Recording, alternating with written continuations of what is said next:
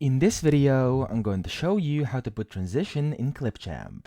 So, of course, if you want to put a transition, you would first have to have two clips inside your timeline. Now, I've just dragged two of my clips over here from the stock library of Clipchamp. It doesn't really matter which ones you have. I'm just going to show this as an example.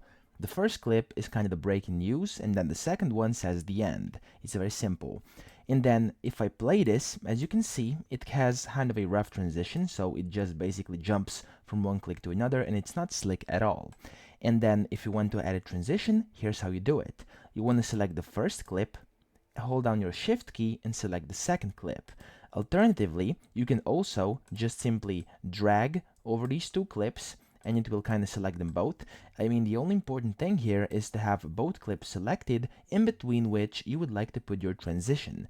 Now, once you've done that and you have your clip selected, you want to navigate to the right over here. If you don't see it, you may want to click this arrow over here, arrow to the left. You want to click it, and you'll be able to see transitions down here in the bottom. You want to click this, and it will show you a whole bunch of transitions you can choose from. Now, some are premium, some are included in the free version as well. You can just simply select one according to your needs.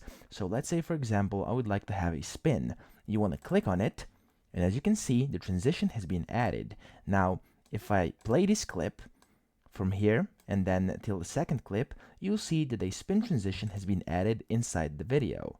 There we go. And that's pretty much it. That's how you add a transition in Clipchamp. I hope this video helped you out, and if it did, please subscribe to the channel and help me out as well.